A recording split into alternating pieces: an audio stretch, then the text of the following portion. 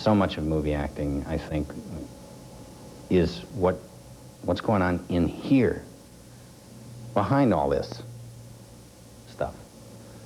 And the way into that is through here, through your eyes, because the camera can get inside your face, you know. It can go in to your soul.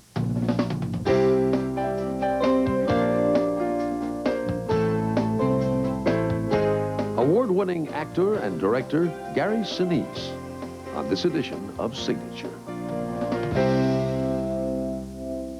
I'm Charles Osgood. One of the most enduring myths in show business is overnight success.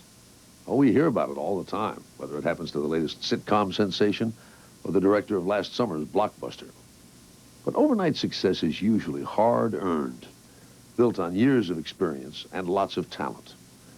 Long before we knew Gary Sinise as Lieutenant Dan in Forrest Gump, an astronaut in Apollo 13, or the arch-villain of Ransom, he had already achieved legendary status for founding one of the most influential theater companies in America. His story proves that stardom can also come to those who wait, even if it takes 20 years. It's just great to be a part of such a successful film. Before his movie career ever began, Gary Sinise made theater history. In 1974, fresh out of high school, he joined two friends to start the Steppenwolf Theater Company, headquartered in a church basement north of Chicago. Steppenwolf forged a new style of theater and introduced a virtual who's who of American actors to Hollywood. John Malkovich, Laurie Metcalf, John Mahoney, Joan Allen, and Sinise were just a few of the major talents to come out of Steppenwolf. In 1985, the theater, led by artistic director Gary Sinise, won a Tony Award for Outstanding Achievement, followed by several more in 1990. They're working away in our spirits and trying to make us cringe. Sinise made his film debut as a soldier in A Midnight Clear, followed by Of Mice and Men, which he also produced and directed. The role of a quiet American hero in Stephen King's The Stand led to his Oscar-nominated portrayal of another hero, Lieutenant Dan in Forrest Gump. Thought I'd try out my sea legs. Well, you ain't got no legs, Lieutenant Dan. Yes, I know that. Sinise appeared in Apollo 13 and Ransom, starred as Harry Truman on HBO, and turned in an award-winning performance as George Wallace on TNT. The 1998 detective thriller Snake Eyes solidified his position on the Hollywood A-list. Equally at home at Steppenwolf or on a Hollywood soundstage, Sinise can always be counted on to deliver. Signature's anonymous questioner joined Gary Sinise to explore the unique approach he brings to his craft. Signature welcomes Gary Sinise. You know, in searching for the right word to describe your quality as an actor, I kept running across these words like intense and passionate, but what really emerges is a sense of clarity, a sense of you getting a crystal image of what this character is, what he wants. Is that what you strive for? You know, it's always difficult to explain process, because the process, I think, changes from character to character. I don't always do the exact same thing or go through the exact same list of rules. They don't apply to each specific project. But I will say that I do like to look at the whole life of the story and where the emotions rest within the piece. You know, I want the audience to have a clear understanding of what I want them to feel, you know, at any given moment. You know, I've often heard actors say when looking at projects to choose, is this a world I want to live in for 8 weeks or 16 weeks or 3 months? Is this the era or the type of people or the type of emotional life that attracts you? I think I've gotten a little more picky, maybe, over the years, on what I choose to spend my time on. That's maybe why you don't see me that much. You do seem to be selective, and I didn't know if that was the reason, but I mean, in your film career, at this point in your career. Yeah, it's hard to find something good to spend your time on, you know. There are a lot of guys that just like to work. They like to work on all kinds of different things. I have 3 kids, you know, and And the work takes me away from them, you know, a lot of the time. And so I want to make sure it's something that, you know, I'm going to enjoy doing. I'm curious about your father and your mother. Your father was a film editor in the Chicago area? Yep, still is a film editor. He was in the 50s, I guess. He was one of the first guys to start his own editing service. I remember running around there when I was 5 years old, and my dad was working on something, and he used to cut horror films, and he's cut about 10,000 commercials, and now he's done about 200 television shows. I didn't see my dad a lot when he was, you know, when I was a kid. He was always gone. He was up before I got up and didn't come home till after I went to bed sometimes. Now I have a brother and sister, and so my mom was the one who was always there, and I don't know how she did it. My mom and dad didn't have a lot of money, and my mom just had to work hard. You didn't take to school very well there for a while. You had trouble paying attention. Is that a good way of putting it? Yeah, I was, you know, I guess there's kids in every class who spend a lot of time looking that way, you know, out the window. You were one of those? I always wanted to be out there, you know. Doing what, did you? Anything but listening. You found rock and roll along the way, too, didn't you? Yeah, I started playing guitar when I was in 4th grade. I got my first guitar. And that's when I actually started finding this performing thing. You liked it? It was fun. It was fun. And that's when then I started taking guitar lessons and learning how to play and forming different bands. How did you go from being sort of the kid who liked to look out the window to somebody that wanted to be involved in the drama department? Well, I was, you know, I remember sitting in this hallway in my school with my band guys, you know, and we were ragged looking and hanging tough. Just hanging in this hallway that all these kids used to hang out in between classes or whatever. And the drama teacher walked by. Her name was Barbara Patterson. And Barbara walked by and said, "I'm doing West Side Story, and I want you to come to an audition." She said that to all these kind of rugged, you know, looking high school kids.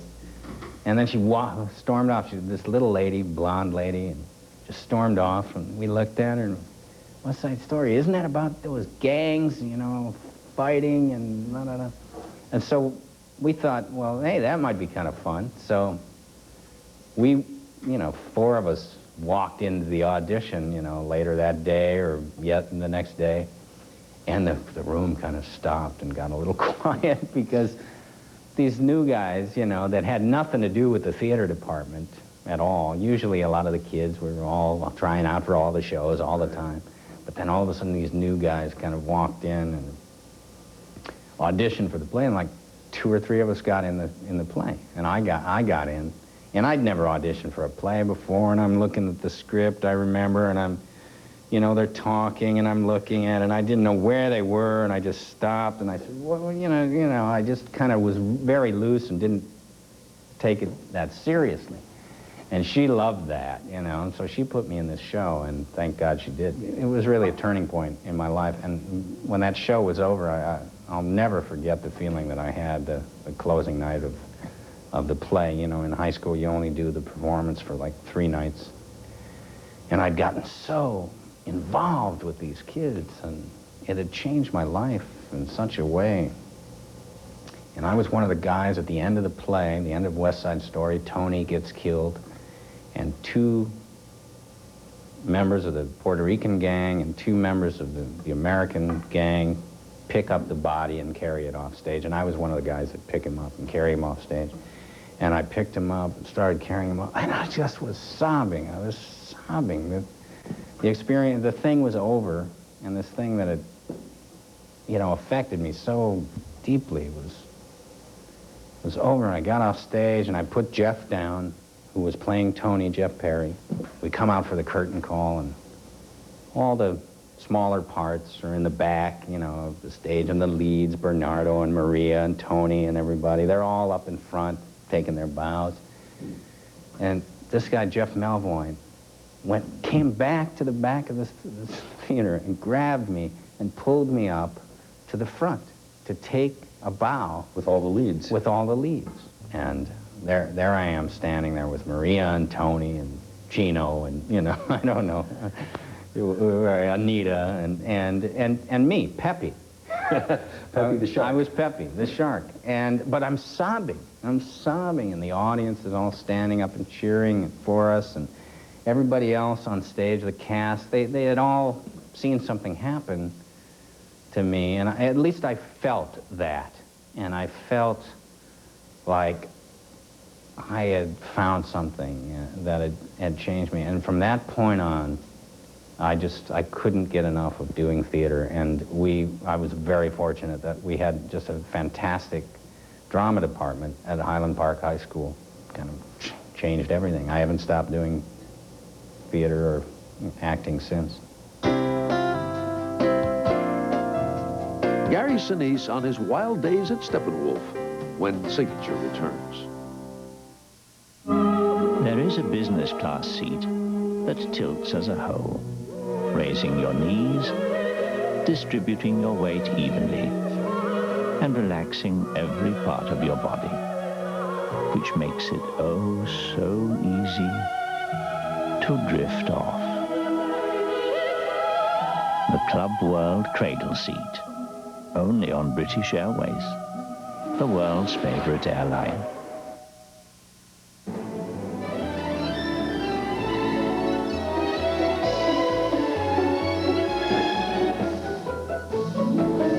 Still shaving with soap and water? Try Skintimate Shave Gel and Shave Cream, each with 75% moisturizers, including vitamin E. Soften, smooth, and protect against nicks with Skintimate. And try Skintimate's creamy, exfoliating smooth shave. One more way to love your legs. You can be just like Tiger Woods. He plays Titleist golf balls. And thanks to Wheaties, you can too. Just buy any 2 boxes of Wheaties and receive a free sleeve of Titleist balls. No postage, no handling, no kidding. The things people collect. Hi, I'm Bernadette Parker, and I collect miniatures and I make miniatures. I guess I didn't get my fill when I was little. My parents used to collect miniature bone china figurines. This is like the kitchen of my childhood. Feed me, feed me. There's actual vino in that bottle of wine. Most of the parakeets in the house are dedicated to Poo-Poo. Come on, Poo-Poo, say something. He's been sitting on that potty since I got him, and he's also anatomically correct. And I do mean he. I started making fruits and vegetables because I couldn't find any. I started making displays in order to display my works of art, if you will. These are cheeky bugs. Oh, yeah. I like collecting. I like the craftsmanship. It sort of takes time, and it's worth the wait. Bye. Real stories, real people.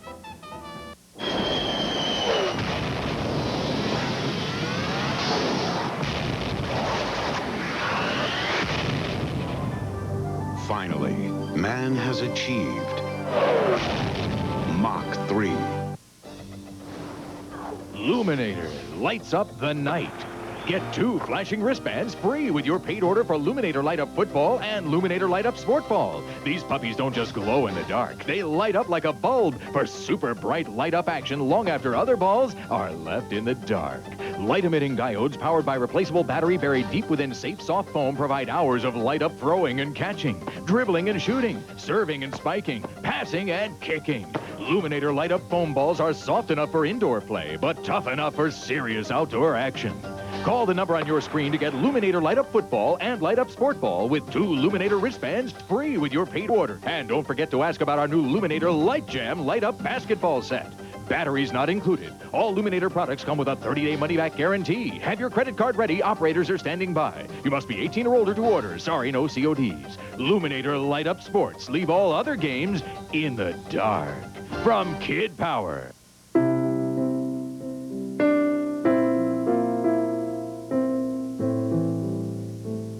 In addition to West Side Story, didn't your drama teacher, Barbara Patterson, introduce you to theater in other ways?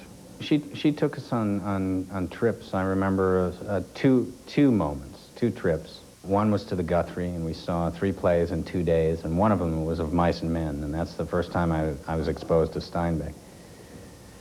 It sounds like I'm just a big sappy baby, but again, you know, at the end of that thing, I was sobbing and weeping and, you know, choked up. Do you remember what it was that struck you in particular in that story?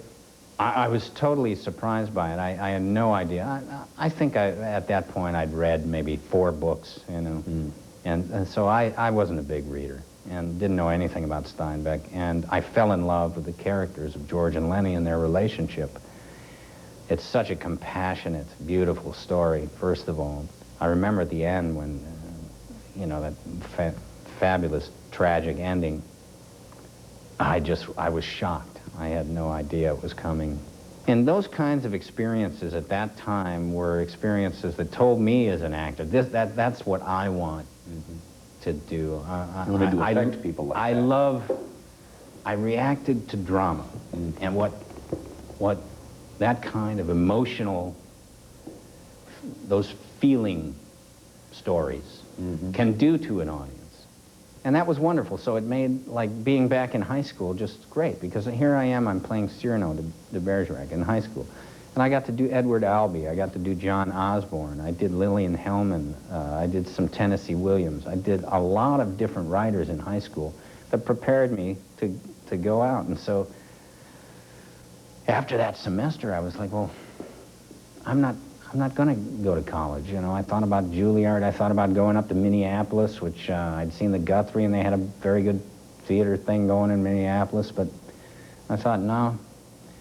And there were a couple of kids that said, let's put on a play let's find a place and put on a play. So we found this church and started doing plays. And we called it Steppenwolf. And 2 years later, we kind of reformed. When your friends got out of college. Yeah, Jeff Perry and Terry Kinney got out of college. We added John Malkovich, Laurie Metcalf, Moira Harris, Moira and I got married. Al Wilder, Joan Allen became a member, and on, and that was 1974, 76 in that area, and it just kept growing. What was life like for you guys there in the first few years of Steppenwolf? Were you making any money? Well, how did you survive? No, we didn't make any money for a long time. I remember Moira, at one point, was supporting me totally so that I could go to the theater during the day and work in the box office or try to sell tickets or, you know, do publicity or whatever.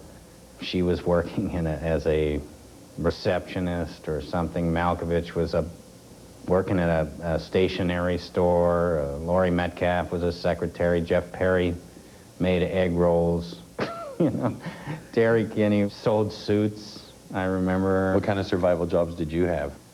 Well, in the very beginning, there's a outdoor festival in Highland Park called Ravinia, and it's a big theater, outdoor 3,500-seat theater, big park kind of place. And I was a janitor there, gardener. And it was helpful because, you know, every once in a while, at the end of the day, I'd go into the storage room and get the box, 96 rolls of toilet paper, and take it over to the fence, toss it over, and take the Steppenwolf bathroom. Take it over to the theater, yeah. Maybe we need some paper towels over there, some cleaning products, maybe. And I would borrow some cleaning products from Ravinia. I hope that someday maybe I'll send them a dustpan or something like that to pay them back. You know, lots of theater groups form. I mean, lots of them. And they last a year, 2 years, 3 years. They form here in New York. They form in Chicago, Los Angeles, all over the world. How come you guys survived? Well, one of the reasons, I think, is because of those early days in Highland Park, where we didn't have any money, and we weren't exposed to a lot of other options. Wasn't we were like in New York City, where we do a play in a little theater like this, and some casting director from some big Hollywood movie comes in and sees, and offers you a part, and you go off, and, you know, bang, there you go. We just stayed up there in Highland Park doing our work, doing our plays, not making any money. Money was not important, fame was not important, exposure was not important. working together in a group situation was the important thing. So we would always try to choose plays that had a lot of parts. And we got very, you get very involved and very intensely intertwined with people when you see them all the time, and you're always working and you're fighting and laughing. If you didn't have an audience, did you stay around and work? Yeah, actually we would entertain ourselves, we'd... What kind of things would you do? Oh, just the stupidest things. Everybody would have their different stupid characters that they would make up, and I remember Jeff and I used to do a thing called dueling tartuffes. How did that work? Because Jeff and I in high school would play we were in Tartuffe. And Restoration kind of... Very mannered and... it's very mannered and vocal and, the vocal thing is growing all around, and so Jeff and I would just do these vocal exercises and pose in Tartuffe-like ways. A couple of banjos and get dueling Tartuffes going. Yeah, he would do his, and then I would do it, and it'd be a competition to see who could outspaz the other one. And, sometimes Jeff would win, sometimes I did. Malkovich, he used to like to sing Blinded by the Light. Can he sing? No, well, it's horrible, Sort of and he's so scream it. loud. He can be so loud. He's such a quiet guy, John. But he can be so loud. I mean, his mouth is this big, and it just comes out so loud.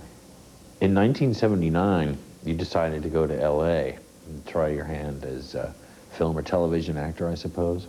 How did that experience go? Oh, it was a total nightmare. I couldn't get arrested or anything.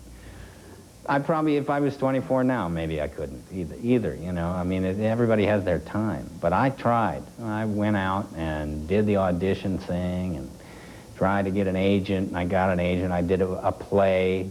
10 months later, I'd had enough. I was fed up with it. I made a decision to go back to Chicago and continue my work with Steppenwolf. And right before I went back, I got my first job. Which was? Which was Knots Landing. I had like a 30-second part of kid on beach. Or something. Generic, sort of. Yeah, Was it after all that time, after 10 months, was the 30 seconds of screen time sort of an anticlimax for you? Yeah, I didn't care, Oh, great, I got the job. Great, so what?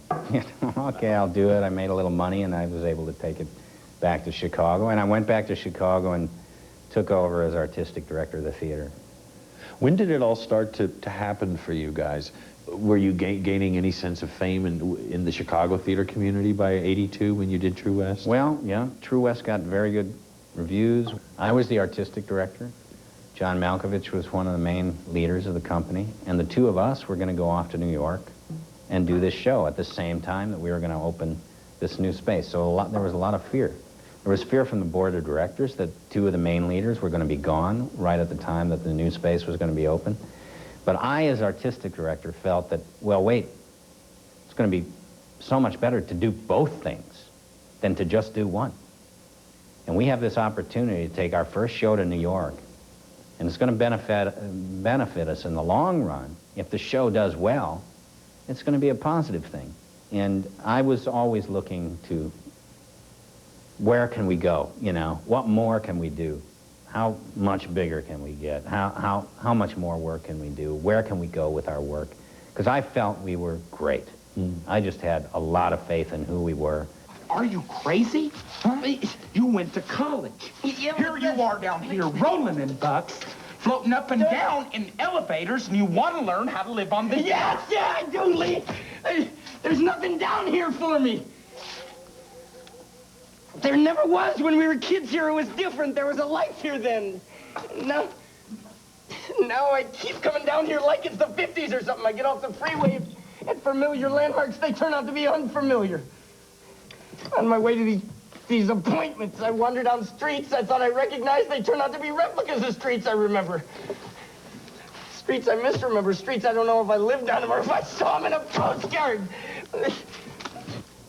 So True West came to New York, and it hit, didn't it? I mean, you guys got great critical response, really good houses. When True West opened, it got very, very good reviews. We were a big hit. John got a lot of attention, a lot of press, and, you know, at the end of the 6-month run, he started his movie career based on people kind of discovering him in the play. Now all the actors, a lot of the ones that were afraid about going to New York, now everybody was less afraid. What can we take to New York next season, Gary? Yeah, people were less afraid about it because the door had been opened. Somebody had to, you know, somebody chose to do it. It was me and John, and so now for the next 6 years after that, we brought a play a year to New York, and for that period of time between 1982 and 85, we had 3 major successes in New York. We won the Tony Award for Best Regional Theater. Theater that started in a church basement in Highland Park won the Tony Award. That's right. That was surprising. We were doing plays all over the place, and it was just part of the growing energy of what we were doing. I'd been watching this one called Steppenwolf, based in Chicago, and I started seeing their shows here in New York. Balm and Gilead by Lanford Wilson, and Orphans. I started asking about them. And they were not only a good regional theater in their own Chicago, but they were beginning to go into the mainstream. Now, Gary Sinise finds success in Hollywood, with a little help from a friend, when Signature continues. Brought to you by the Document Company, Xerox. David Frost interviews I'll never forget. This week, Sammy Davis Jr. I hate that phrase that says, I come from the ghetto, because I don't think that any black performer ever left it. Interviews I'll never forget. Sunday at 9 on CBS Eye on People. Could you say it to her face? Could you tell her that 70 cents a day is too much to pay to save her from misery? Could you tell her that it's too much to pay to save her life? Face to face with a wonderful young girl like my friend Dorian, none of us could say anything like that. But we do say it. We say it by changing the channel. We say it by leaving the room.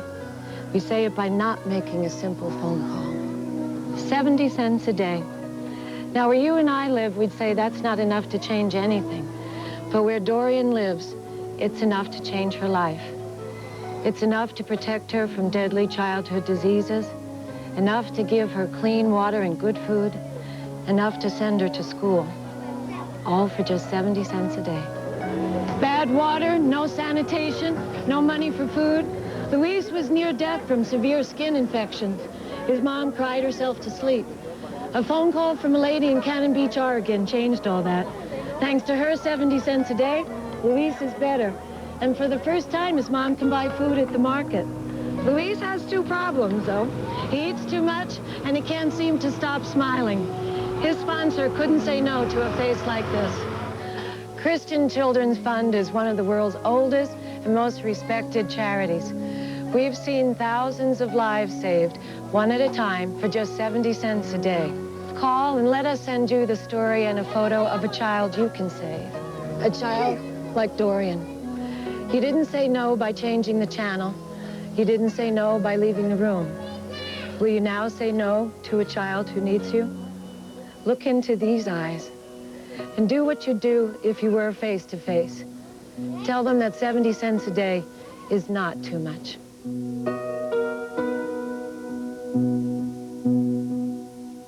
Eyewitness. The camera takes you closer to capture real people living lives you've never dreamed of. A lot of people, I think, they don't really realize the danger that a lot of performers go through. Eyewitness. Friday at 8 on CBS Eye on People. Here at Physicians Mutual and Physicians Life, we're now offering you a wider range of insurance to suit your changing way of life. From hospital plans that cover you immediately to all new outpatient protection. From Medicare supplement policies to home health care coverage. From guaranteed life insurance to innovative annuities. We're working harder than ever to develop the kind of protection you need today and in the future. It's part of our ongoing commitment to provide you with the quality, the value, and above all, the service you deserve. Physicians Mutual and Physicians Life. we've been here when you needed us in the 20th century. And we'll be here when you need us in the next. For more information, call us toll-free. Day or night. Or visit our website. We'll be happy to help you in any way. That's a promise. Now, more than ever, We're here when you need us.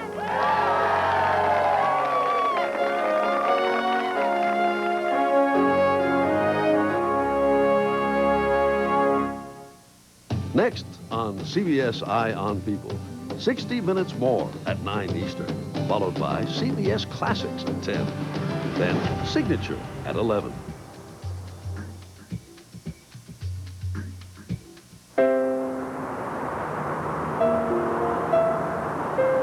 They trying to break us. Jesus Christ, Ma, there comes a time when the only way a fella can keep his decency is by taking a sock to the cop. You promise.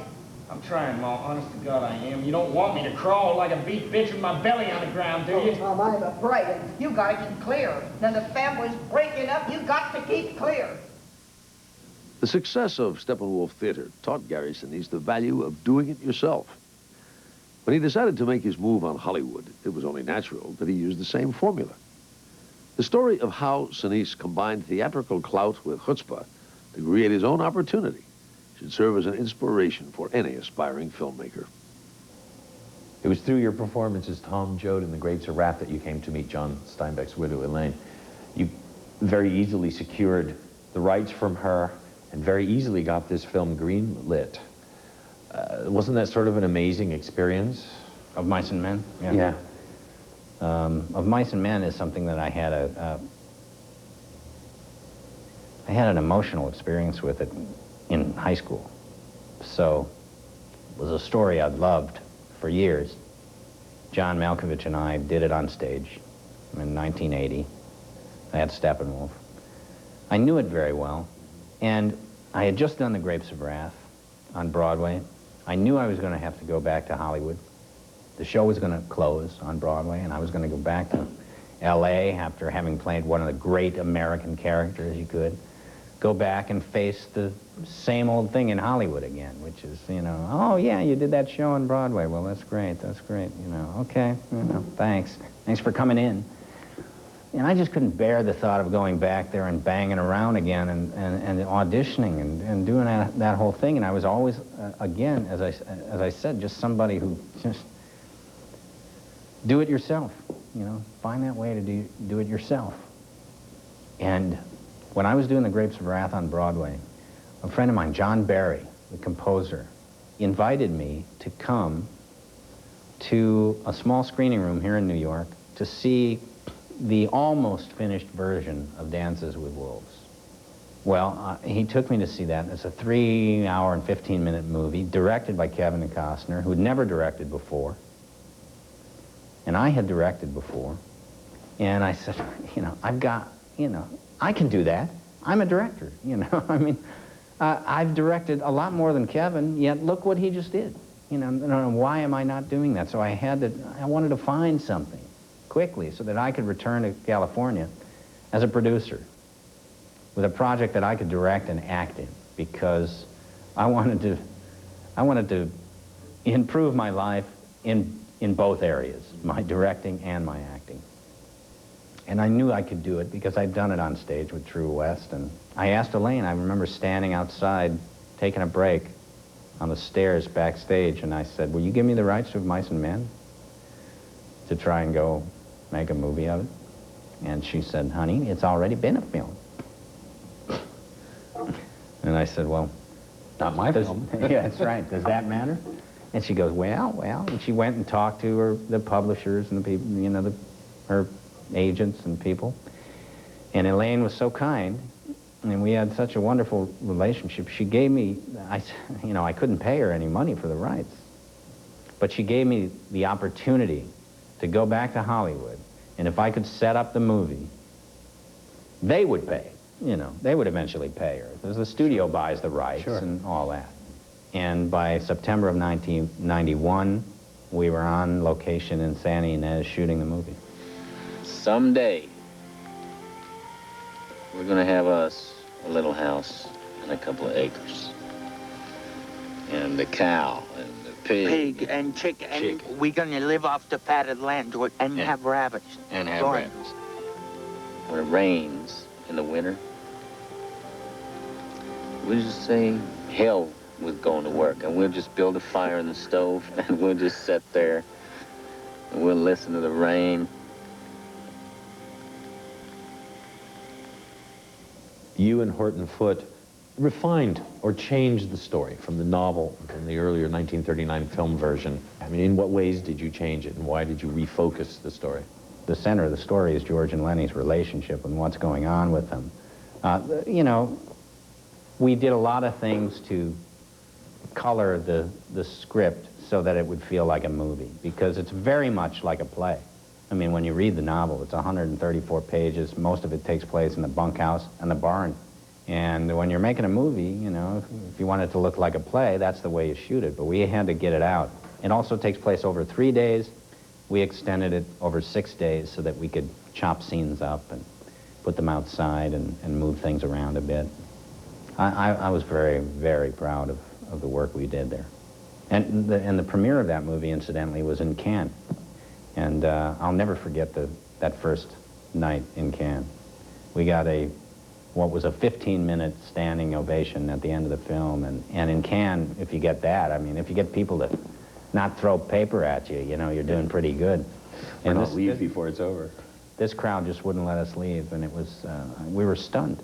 We were stunned. And I thought, great, you know, the studio executives are sitting here. They're all sitting.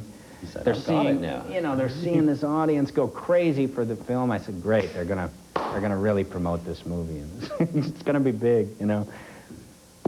That didn't happen. It was, you know, they only promoted it so much because I think they felt there was only so much. How big is the audience going to be for it? I believed in it a little bit more than that. Sure. What did it do for your career? Did things improve? Were you past the point of, oh yeah, you're the guy that did that show on Broadway now? Yeah, I think that had helped a lot. It had a direct effect on the next job I did, which was I got offered the lead in the Stephen King miniseries called The Stand. And that was a direct result of Mice and Men, because Stephen King and the director Mick Garris saw Of Mice and Men and just called up and said, here's a job. And that was the first time I had just been called up and given a film job.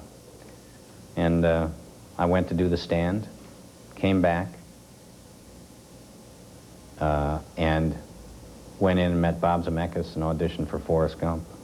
And he'd seen Of Mice and Men, and 3 weeks later they called and said I had the job of Lieutenant Dan was born. A breakthrough role in Forrest Gump, when Signature returns with Gary Sinise. My dentist told me about this new gum. It's in the toothpaste aisle. This gum cleans, whitens, freshens? Toothpaste aisle. Toothpaste aisle. New Arm & Hammer Dental Care Gum with baking soda reduces unsightly plaque up to 25%. Dental Care Gum. Toothpaste aisle. You can be just like Tiger Woods. He plays Titleist golf balls. And thanks to Wheaties, you can too. Just buy any 2 boxes of Wheaties and receive a free sleeve of Titleist balls. No postage, no handling, no kidding.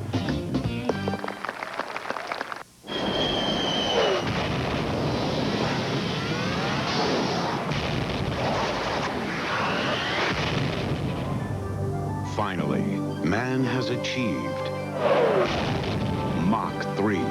If you're ready for your own home and money is tight, you're probably asking yourself questions like, what kind of home can we get without a huge down payment? How about top quality homes like these?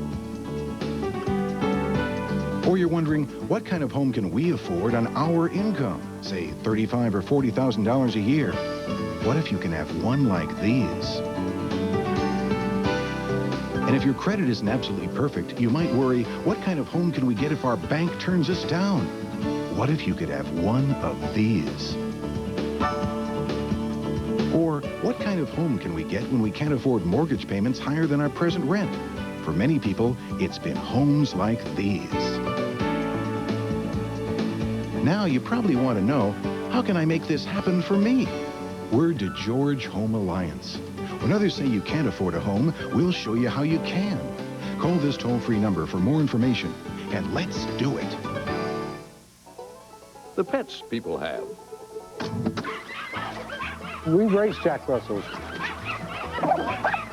I'm Bob Franklin, and this is Farm Cliff Kermit. I think Jack Russell Terriers are a unique type of dog. They're a small dog with a lot of personality, but they think they're a big dog, which is sometimes their undoing because it can get itself into trouble. Well, I think they're great little dogs. You ready to go? The Jack Russell competition is the biggest thing that made us attracted to these dogs. We built this racetrack to be able to train our dogs, condition our dogs. By making them go through a hole, which is a very natural thing for a Jack Russell to do, we are able to determine quite quickly who comes out first. You're a good boy. Yes, you are. Today we had about 50 people here just having fun. We don't care who wins at these, but when we go to the trials, we do care who wins. This is the first exercise they've had all year. They'll sleep pretty well tonight. Not only are we having fun, these guys are having a pretty good time, too. Real stories, real people. If you have trouble getting around and would love to regain your independence, Electric Mobility would like to give you a Rascal scooter free. Call for your free color catalog and enter the Rascal Mobility Sweepstakes. It's our way of introducing you to the benefits of owning a Rascal. Join over 100,000 Rascal riders who found Rascal to be the easiest to operate, easiest to transport, and easiest to afford. Your Rascal can be insurance or Medicare reimbursable. My Rascal has given me a new lease on life. I didn't get around much at home until I got my Rascal. I was burdened to other people. Now I'm independent. I call it taking a walk. I jump on my Rascal and I take a walk. Every month we give away another free Rascal. If you call right now, we'll give you up to 12 chances to win yours free. So call for your free color catalog. Call today. Don't delay. Next month's winner could be you. To win your free Rascal, call 1-800-974-7755. That's 1-800-974-7755. It's just great to be a part of such a successful film, and one that's good at the same time. What's it like having people know you and your work on such a massive scale?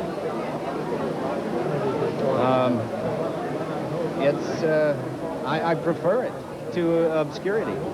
Yeah. Well, let's talk about Forrest Gump. Obviously, your breakthrough in terms of worldwide fame. Everybody was talking about your transformation inside that character from pain to final acceptance. I think that character is a combination of like 5 people that should get credit for it. Bob Zemeckis, Eric Roth, the writer, our military advisor, Dale Dye, myself. We all kind of contributed to what it was, and I was looking at it in how is it going to ultimately affect people, you know. So we changed the writing quite a bit, you know. How did it start out? The initial journey of the character was, once I started researching it, you know, you discover a lot of things about amputation, you know, what a double amputee can and cannot do.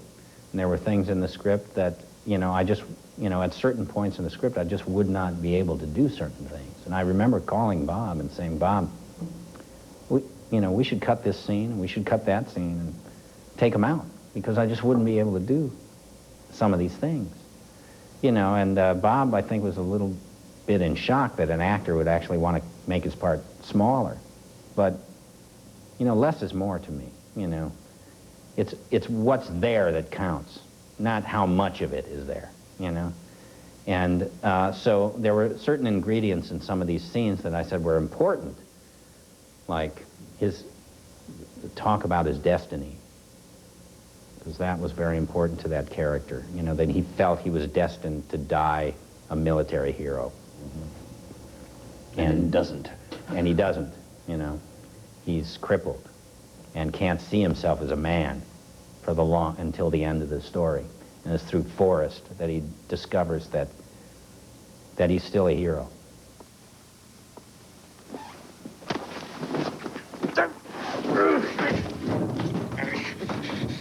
Now, you listen to me. We all have a destiny.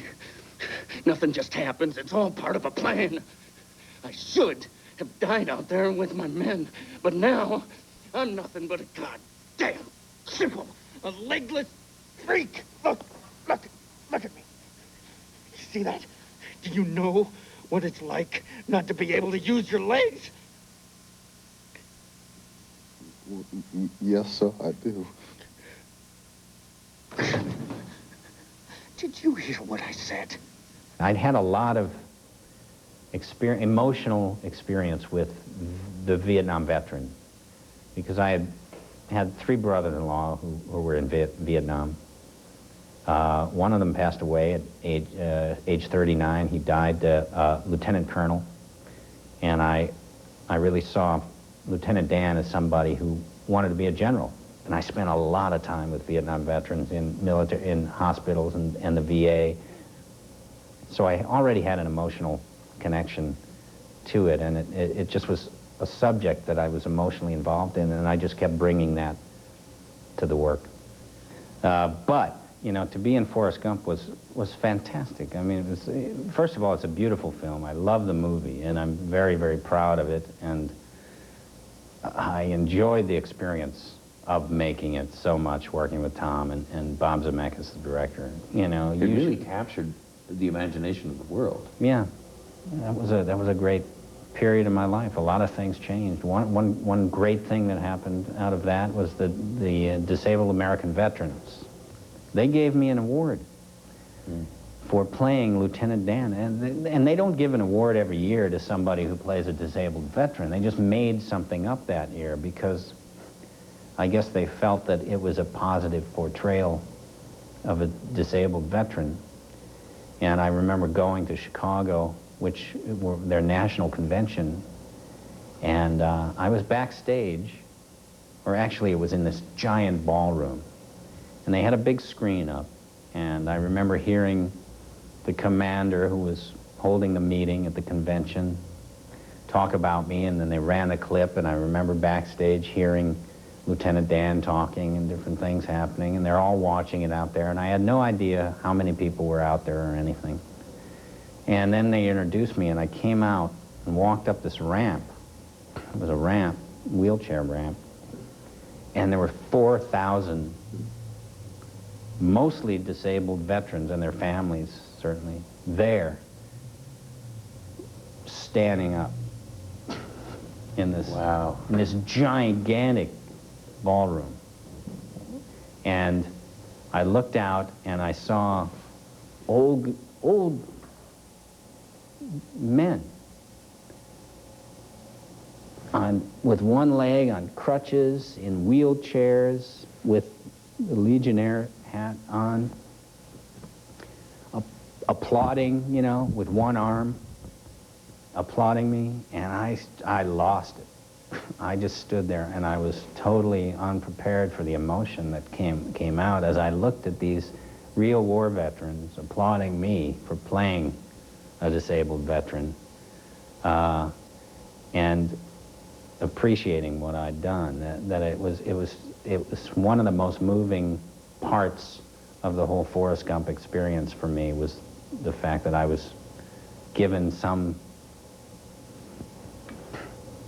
you know, I was legitimized in some way by real disabled veterans, and I'll never forget that part of it.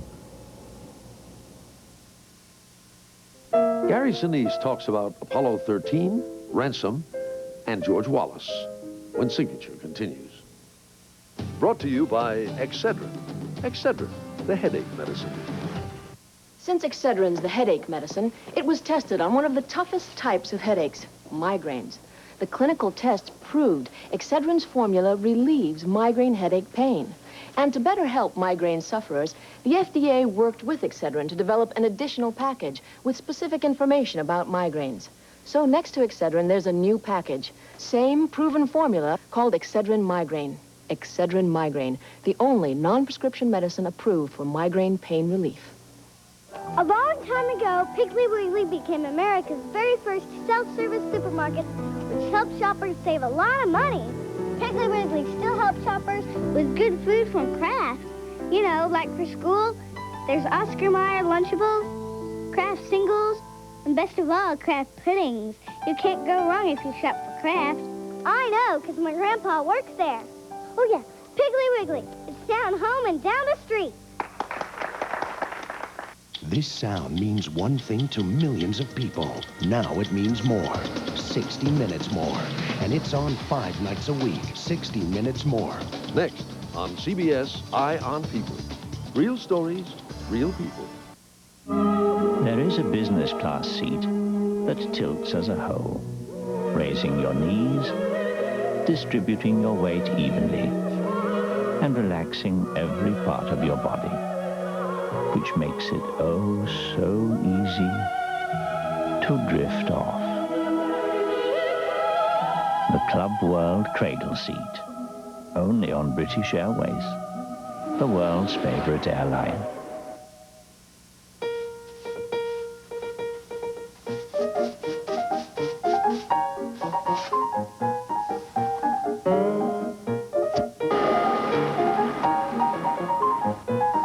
Okay, lose the broom and the vacuum. This is very new Pledge Wood Floor Cleaning Spray for light cleaning between moppings. A simple spray, and the only thing you'll leave behind is a beautifully clean wood floor. Pledge Wood Floor Cleaning Spray. Beautifully clean wood floors between moppings. S.C. Johnson Wax.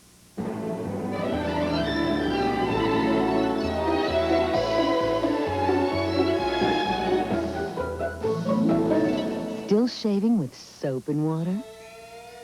Try Skintimate Shave Gel and Shave Cream, each with 75% moisturizers, including vitamin E.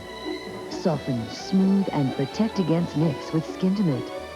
And try Skintimate's creamy, exfoliating smooth shave. One more way to love your legs. There was a time when it was perfect. You can have this taste again. Brita. Tap water transformed. Is it true that you're the head of the mafia in this country? Either I pay or I'm dead. I was the most respected man in New York. Mr. Gotti had nothing to do with that. I was intoxicated by the whole lifestyle of it. Your total existence is in that world. Guys kill somebody and went sat down and had a dinner. Once you're in, you're in. You can't get out. Real stories, real people, mob stories. Next week on CBS Eye on People.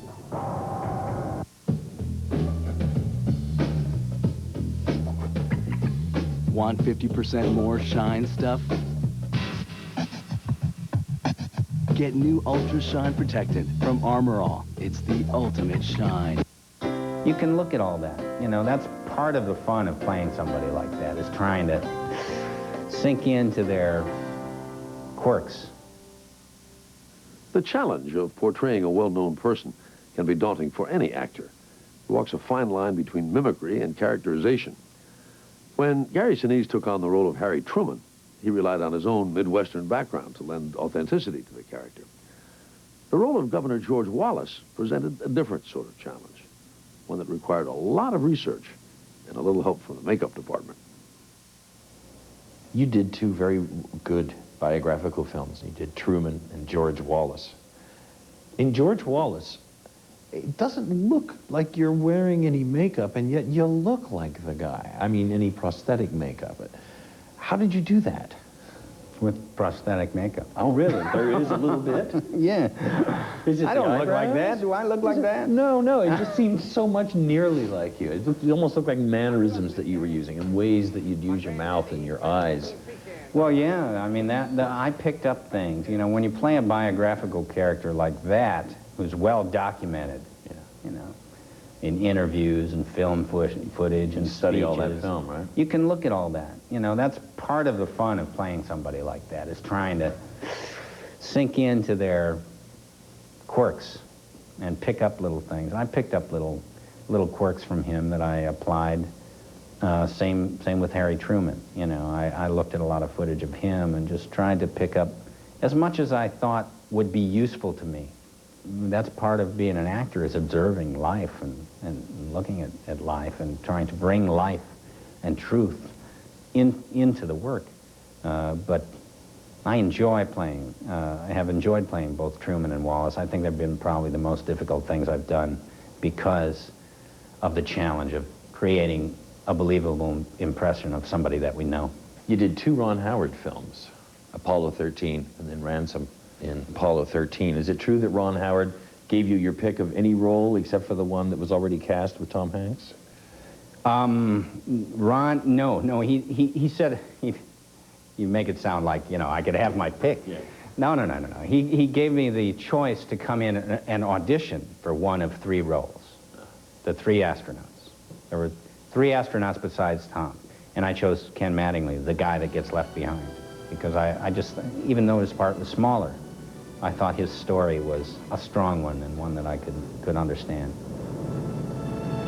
Jimmy Shaker, the part you played in Ransom, seems, it's just like the perfect embodiment of your ability to be quiet and dangerous at the same time. Was that an opportunity to examine that stillness that you believe in so much at certain moments in that performance? You know, one thing I learned about acting, I think early on, is that listening is even more important than talking. You know, how you listen to somebody is just as important.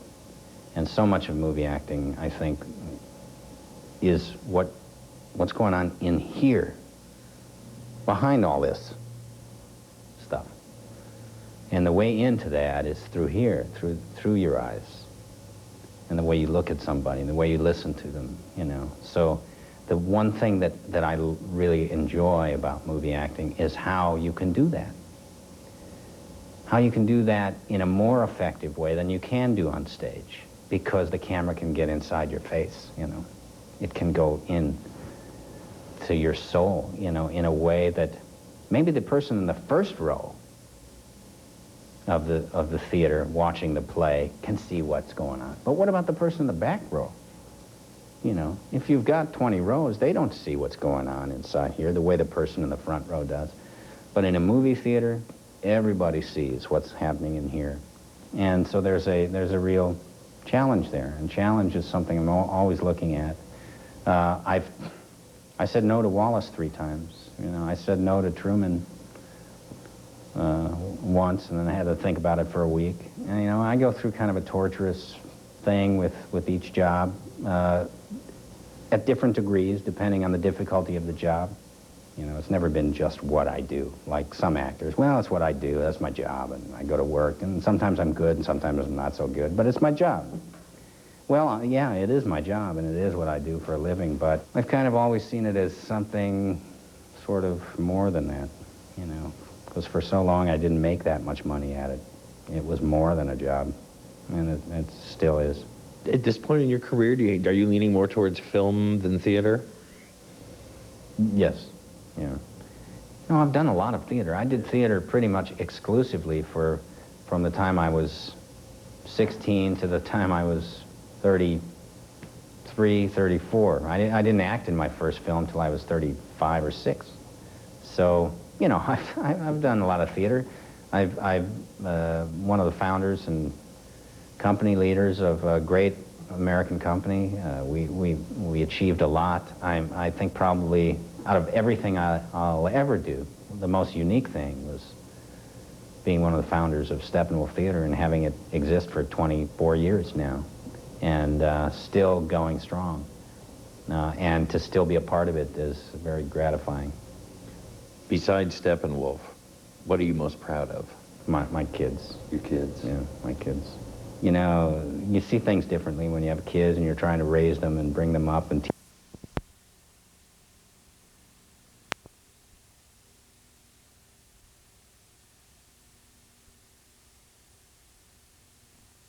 and you don't have to buy the set. I'm Mike Bogoslowski back in your corner on NBC 30.